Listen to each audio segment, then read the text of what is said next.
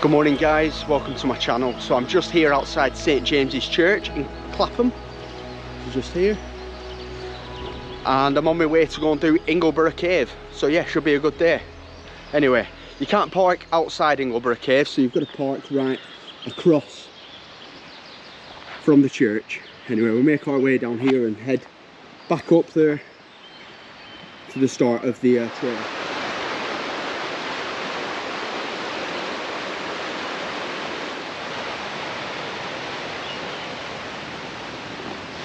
Okay, so just there is the start of the trail and cave. This is the old sawmill just over there, but just before we get there, let's check this out. Look how stunning this is.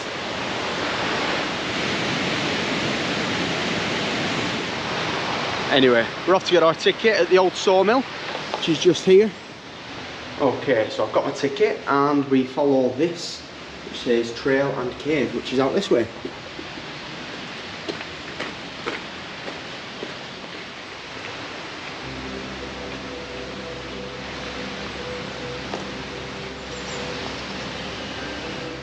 Okay, so we've got a sign here, it says Ingleborough Cave, 1,845 metres this way, so let's crack on.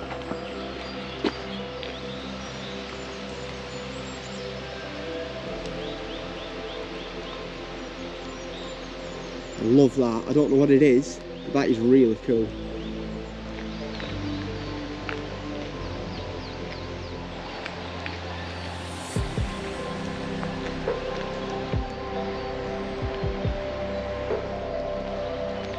So I want to tell you about a guy called Reginald John Farrer. He was born in 1880 and he died in 1920. He was born in London, but he was brought up here in Clapham in Ingleborough Hall. He was a really shy kind of guy, but what he really loved was getting out and exploring. He was actually really passionate and interested in plants that could survive in rocky and really harsh environments. After he graduated Oxford, he went travelling around Europe and Asia in the really mountainous and rocky areas, looking for new species of plants that live in these kind of areas. And what happened was he actually found a few, and they're actually in English gardens today. Some examples of these can actually be seen on this trail. I don't know the names of them, but I have put them down here for you to read. His final adventure was to a place called Upper Myanmar. Reginald recorded all of his travels in books, and it's actually given the name of the patron saint of alpine gardening.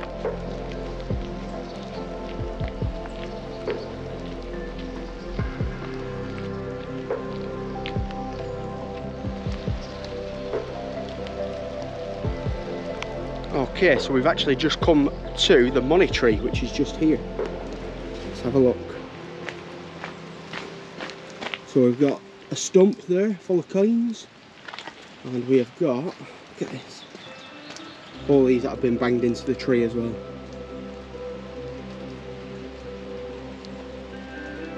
Quite an eerie looking tree actually, this.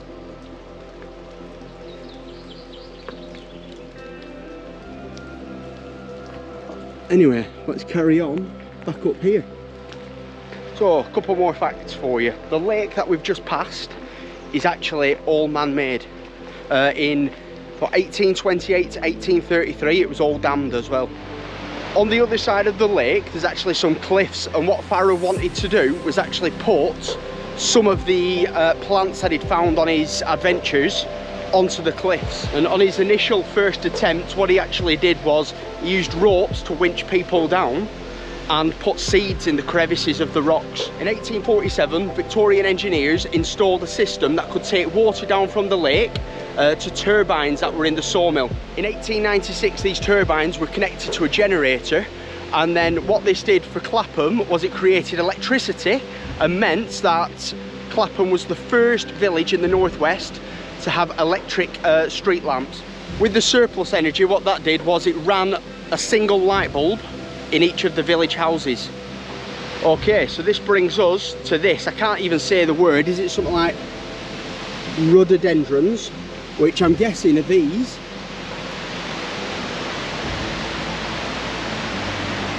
Which haven't opened yet, but have a look at them. So That was the flower of Nepal, and this section of the trail is known as the Himalayan Garden. This stream here is called Cat Hall Syke. Weaving down here, we've got Ordovician rocks, which are about 450 million years old.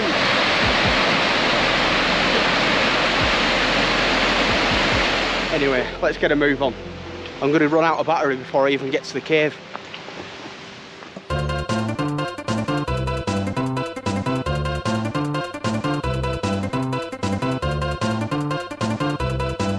Okay, so we're back at normal speed now. I'm going to tell you a few things now about the trees that are around here.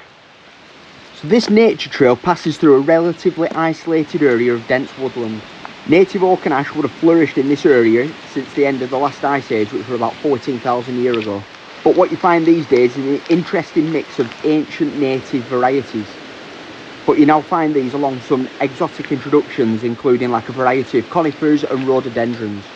Okay, so we've just actually come to a really cool building, and it's called the Grotto. So this stone structure is known as a grotto. In the 18th century, landowners used to construct ornamental buildings like this in gardens or park areas. This one's made of large pieces of limestone, and this one was commissioned in the late 19th century by the Farrer family. The Farrer family actually nicknamed this one as Aunt Bessie's Grotto. And the reason why they called it this is because Reginald's mum, who was called Bessie, used to really enjoy sitting here and just enjoying the view. And today it's just used as shelter for people who get caught by the weather.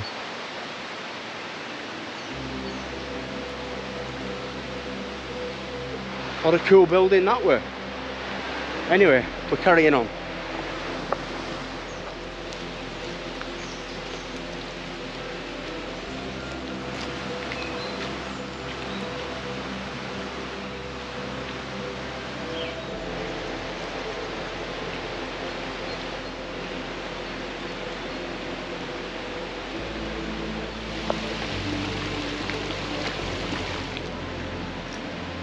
So we are coming up to a gate now, which is just here. And then we shouldn't be too far away from the cave.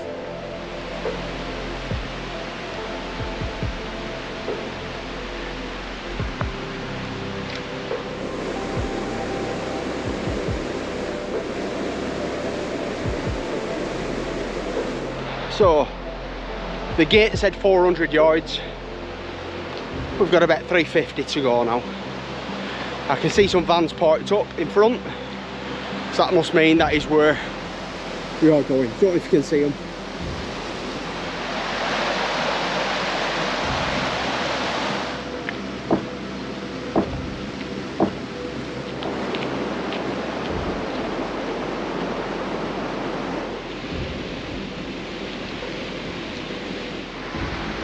Okay, it actually looks like we're here.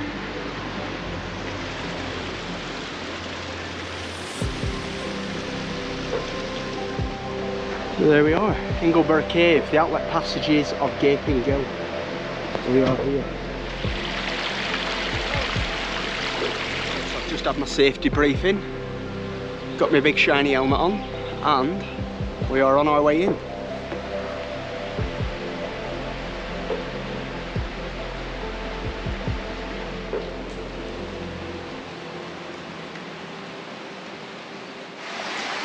Okay, so I'm about to walk in now. I'm going to put the torch on top of the GoPro. There we go, that's miles better. Right, and here we go.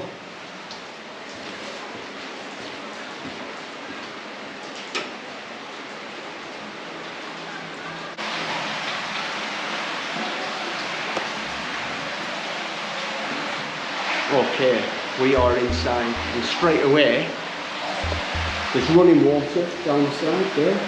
But look at these formations here.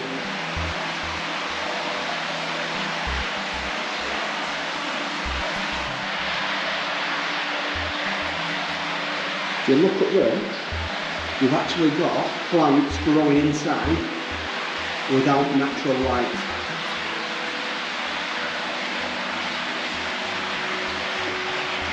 So the cave entrance area has always been open. We don't actually know who were the first initial people to come in this way, but it could have been like our ancestors thousands and thousands of years ago.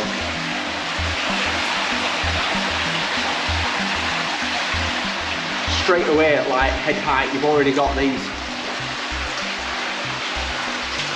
stalactites, these are. Yeah.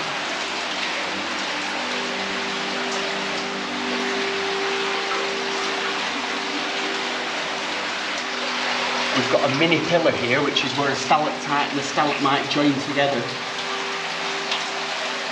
which is really cool.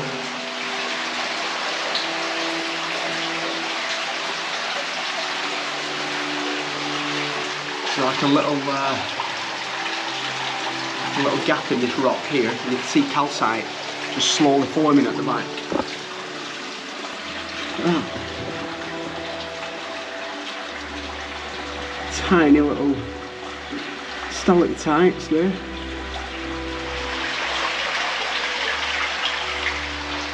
Here we've got more plant life growing without any natural light as well.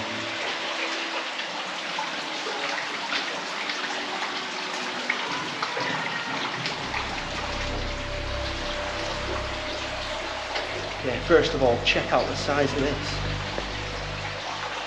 Just hanging.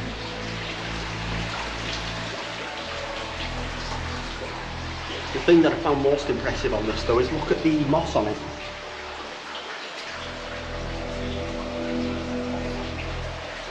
It's a really strong smell to it as well.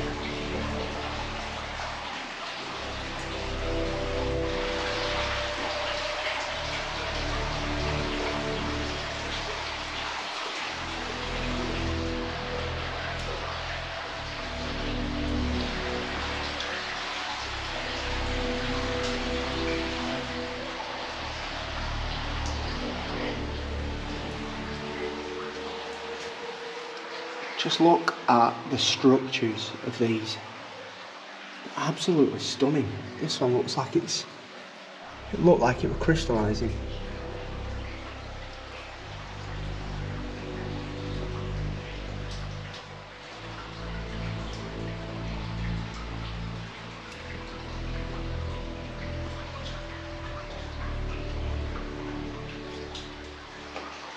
A stunning opening section that was. Let's go across this little bridge now.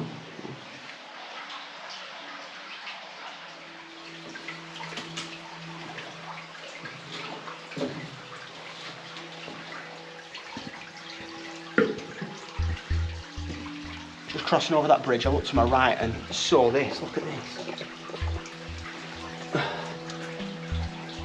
How stunning is that?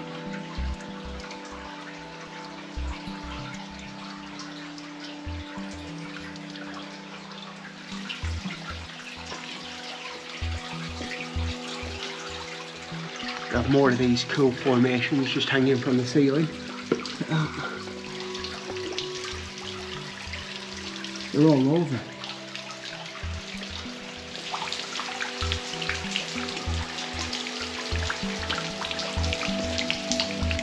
We've got this behind us.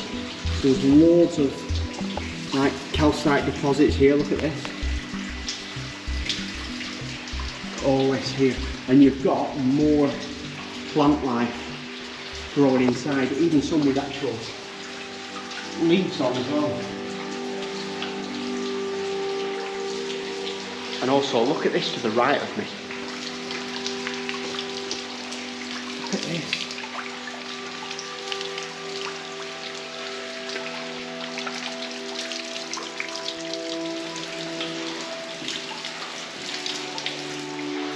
And you should see what's above as well. Look at the size of these.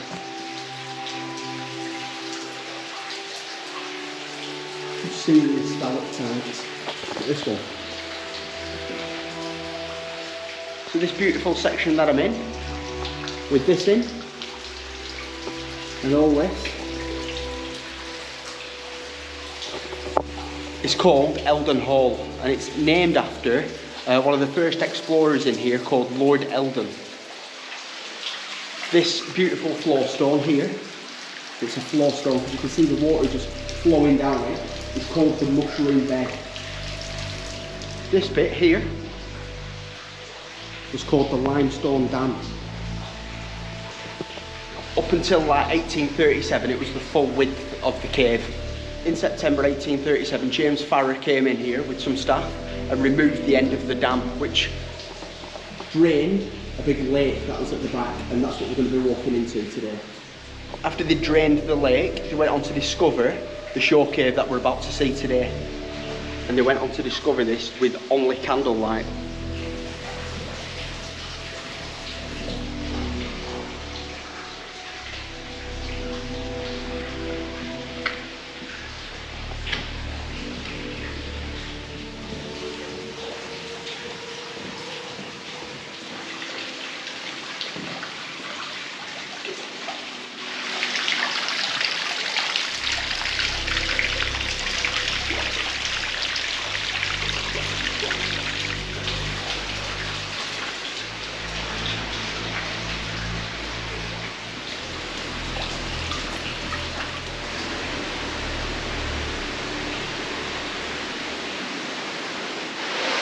Right, I've got two really cool things to show you now. In fact, I've actually got three cool things to show you. We've got this giant stalactite here.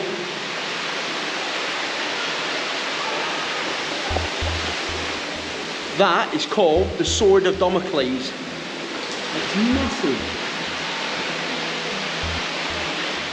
The next thing to show you is called the Beehive, and this is really cool. So it's this here.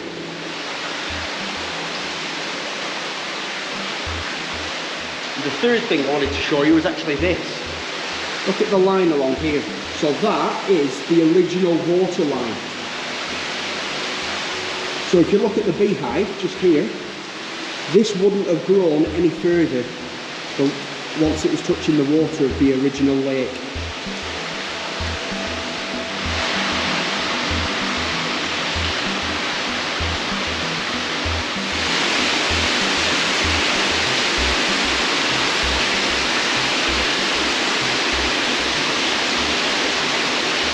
Alright, so I've got something else really cool to show you now, and it's called the elephant's leg and tail.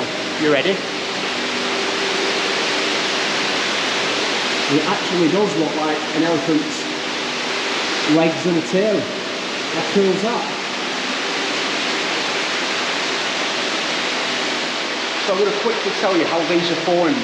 So the elephant's legs and tail, basically you've had stalactites that have dripped and created stalagmites.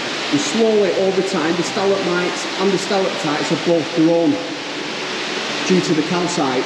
Anyway, what's eventually happened is they've joined and then created two columns. Absolutely amazing.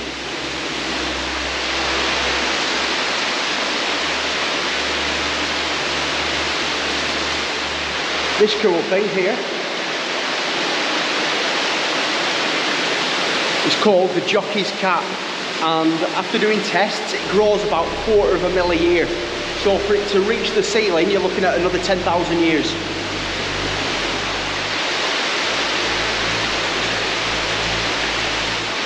This section right next to the jockey's cap is called the crystal pool, and what people do is they put like coins in there and make a wish, and people have been doing this since like the Victorian times. The water of the crystal pool as well, it actually filters through there, and that's why it's so clear. Anyway, after the elephant's legs and tail, we move on to the next section, which is called Pillar Hall. So Pillar Hall, it's named that because of the giant pillar that we're about to pass now.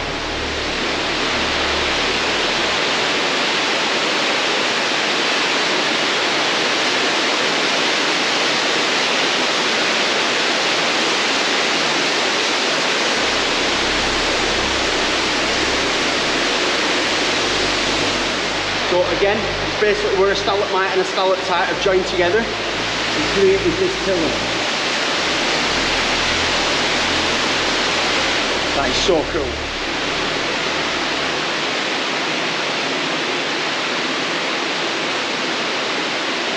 So the next bit I'm going to show you is called the Abyss, and the reason why is when James Farrar came down here with his candlelight, alright, it's only 2.5 meters deep, but it looked a lot deeper.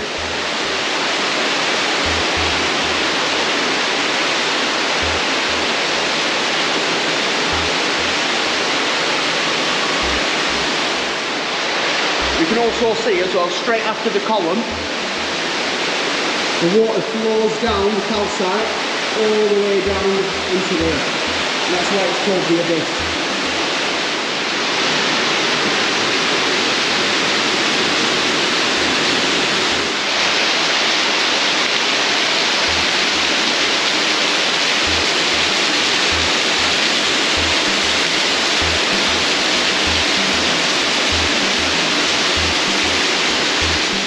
So that section there is called the shower bath. Even on the driest days, weeks, even months, it still flows with water, which is pretty cool.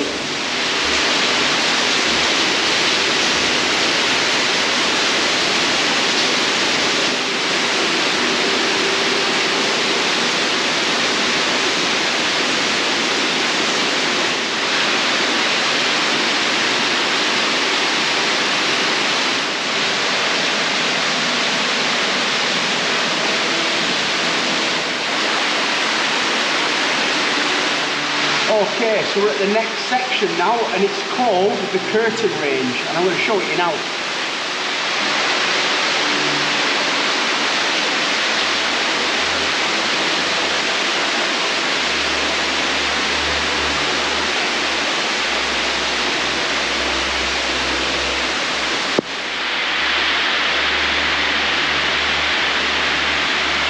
Right at the very end of the curtain range as well, you've got something called the witch's fingers, which is them just up there. That's a zoomed in version for you.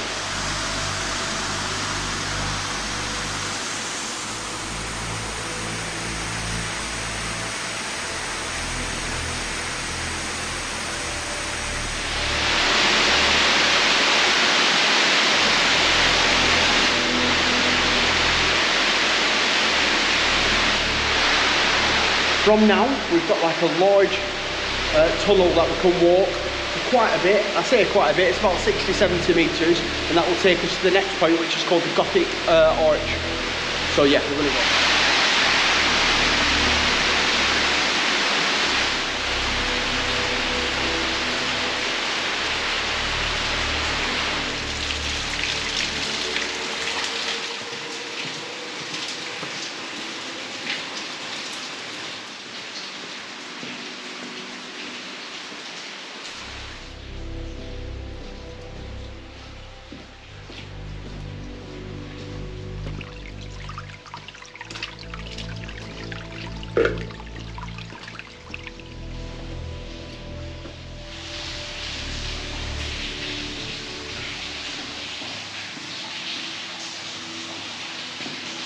Okay, so we're at the next section now, the Gothic Arch, and we're going to go and have a look. So we've just come from down there, there's a way that way, and the Gothic Arch is that way. Look at that.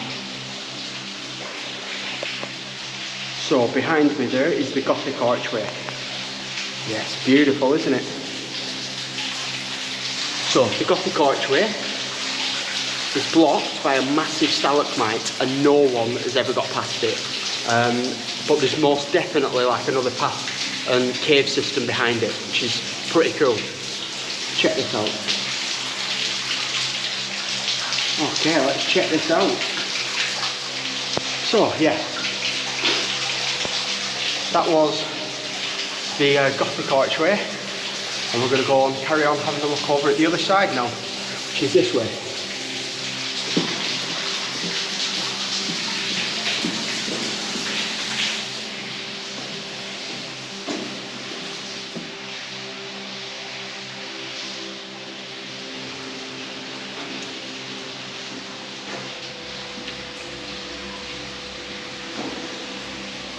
A couple of cool things to show you here.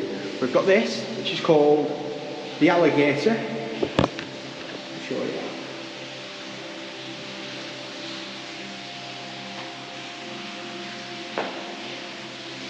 There's another little section sticking out there as well. And then, well, this is the first aid hut, but then right across from that we've got this, which is called the teapot, and you can see why.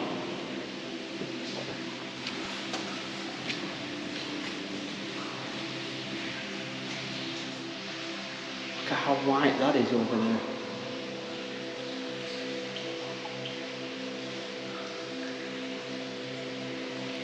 Stunning.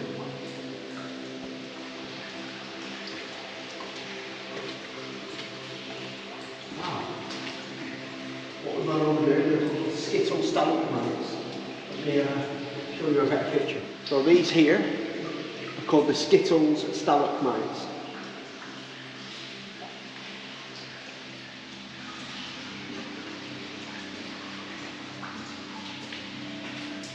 I'm not 100% sure, but these here,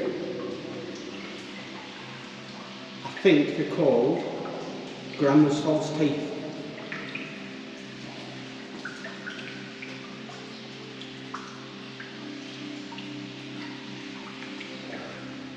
Pretty cool. Anyway, we'll carry on.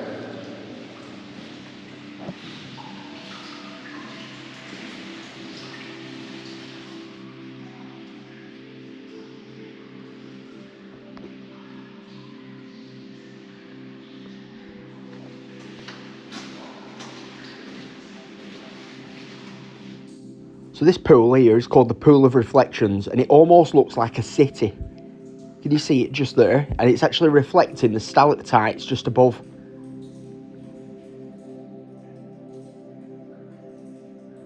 That is what it's reflecting. Okay, so we've just reached the end of the cave, which is just here.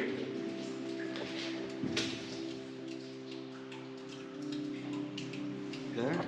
It's actually blocked by glacial boulder clay. That's why you can't get through anymore. Now the cave does continue past here where it says do not enter, and this takes us actually into where Gaping Gill is, and there's another 12 miles of caves, which is absolutely unbelievable to think about. Just to let you know as well, in this sediment here, a cave has recently found a tooth from a woolly rhino, which I thought was pretty cool as well. Well, cool. Anyway, what I'm going to do now is all the way from the back, I'm going to walk you all the way to the front of the cave. It'll take 2 or 3 minutes, but you'll be able to see it all as we came through. So yeah. So just while we're returning to the beginning of the cave, I just want you to think about the fact that we're walking past limestone, which is like 350 million years old. This rock was formed from shells and skeletons of billions of ancient sea creatures at a time when England was just south of the equator. In the cave, no matter what temperature it is outside, the cave usually stays around 9 degrees centigrade. So yeah, if you do come to the cave when it's really cold outside, it's actually pleasantly warm in here. Makes you realise why prehistoric man used to use caves to like live in like the Neolithic period.